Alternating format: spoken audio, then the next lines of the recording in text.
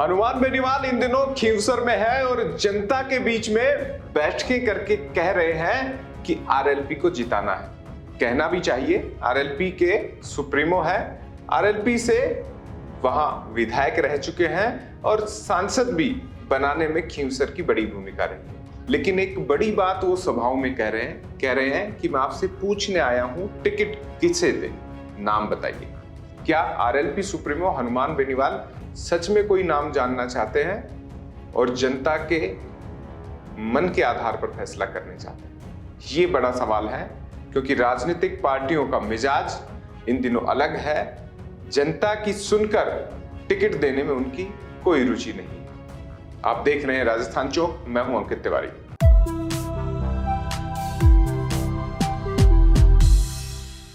नागौर के खींवसर विधानसभा क्षेत्र के 2,86,041 मतदाता तय करेंगे कि उनका अगला विधायक कौन हो, क्योंकि हनुमान बेनीवाल जो 2023 विधानसभा चुनाव में उनके यहां से विधायक चुनकर गए थे, 2024 में संसद भवन की सीढ़ियां चढ़ चुके हैं।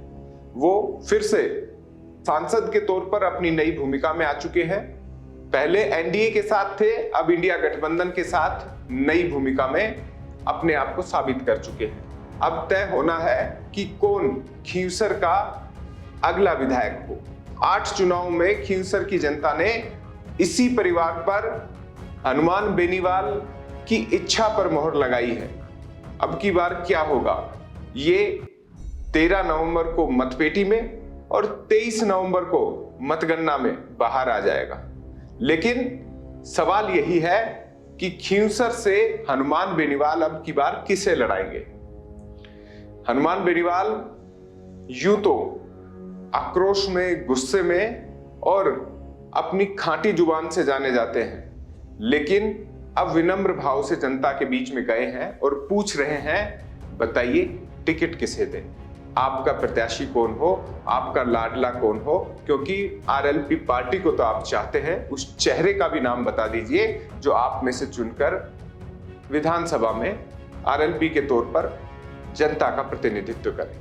आइए एक जनसभा में उन्होंने क्या कहा वो भी आपको सुना देता है। और मैं फिर आप 1-2 दिन बाद आप लोगों के बीच रूबरू होऊंगा, आपसे पूछूंगा कि खींवसर का अगला प्रत्याशी कौन होगा। क्योंकि चुनाव राजस्थान की सरकार, दिल्ली की सरकार वर्सेस खींवसर की आम जनता के बीच चुनाव होगा और ये देश की सबसे हॉट सीट। हनुमान बेनीवाल को आपने सुना, इससे आपको लग रहा होगा कि सच में हनुमान बेनीवाल चाहते हैं कि जनता, उनके समर्थकों, आरएलपी के कार्यकर्ताओं की भूमिका टिकट को तय करने में हो।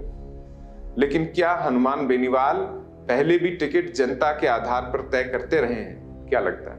शायद इस पर अधिकतर मत यही होगा कि हनुमान बेनीवाल ने टिकट उसी को दी है जिसे हनुमान ने चाहा है, यानी जनता, समर्थक, कार्यकर्ता अलग रहे हैं। यही वजह रही कि अधिकतर उनके साथी धीरे धीरे आरएलपी को छोड़कर कांग्रेस या बीजेपी का हिस्सा हो गए।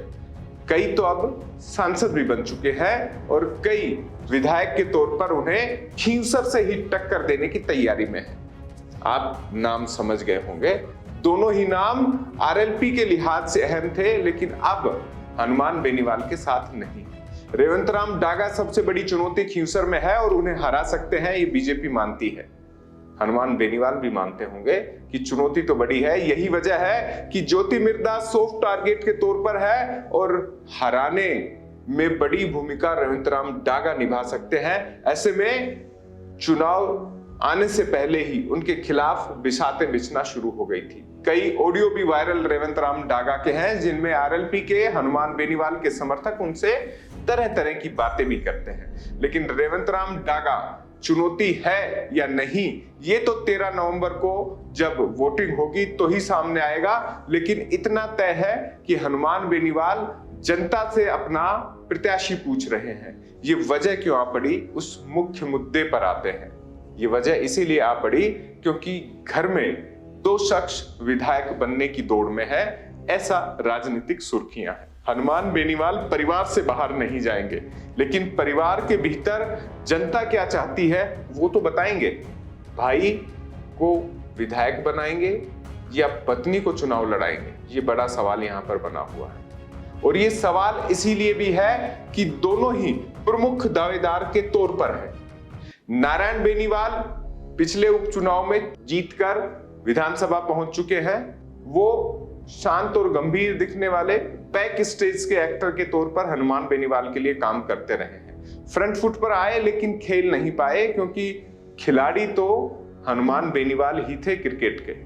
वो बैटिंग भी करना जानते हैं, बॉलिंग भी, और फील्डिंग तो वो अच्छी जमा ही लेते हैं। लेकिन इसमें एम्पायरिंग वाला किरदार भी हनुमान बेनीवाल आरएलपी में निभा रहे हैं। ऐसे में नारायण बेनीवाल साइड में रहे। अब बारी कनिका बेनीवाल की है। जनता चाहती है, ये हनुमान बेनीवाल बताना चाहते हैं कि अब की बार कनिका बेनीवाल, ये नारा खींवसर की गलियों में गूंजना चाहिए। तो भाई को टिकट नहीं देने से अगर कोई राजनीतिक मुद्दा बनता है तो उसे शांत करने के लिए जनता का सहारा लिया जा रहा है। ये सामान्य तौर पर दिखाई दे रहा है। लेकिन जनता के कंधे पर बंदूक रखकर अगर चला रहे हैं परिवार में से ही किसी के चयन की, तो ये चीजें गंभीर आरएलपी के लिहाज से दिखाई देती है। हालांकि उनके भाई के बारे में कहा जाता है कि वो पूरी तरीके से हनुमान के साथ लक्ष्मण के किरदार में है। जो हनुमान बेनीवाल ने कहा उसे मानने के अलावा कोई विकल्प नारायण बेनीवाल के पास नहीं है। एक बार के विधायक भले ही रहे हो। यही वजह है कि इस विधानसभा चुनाव में जब आरएलपी अपने आप को मजबूत दिखाने की कोशिश में थी, 80 के करीब विधायक विधानसभाओं में उतार दिए थे, तब हनुमान बेनीवाल अपने भाई को चुनाव नहीं लड़वाना चाह रहे थे, नहीं लड़वाया। और परिणाम जो सामने आए उनमें केवल एक सीट आरएलपी को मिली, वो हनुमान बेनीवाल की थी। अब खींवसर की सीट किसे दिलाएंगे?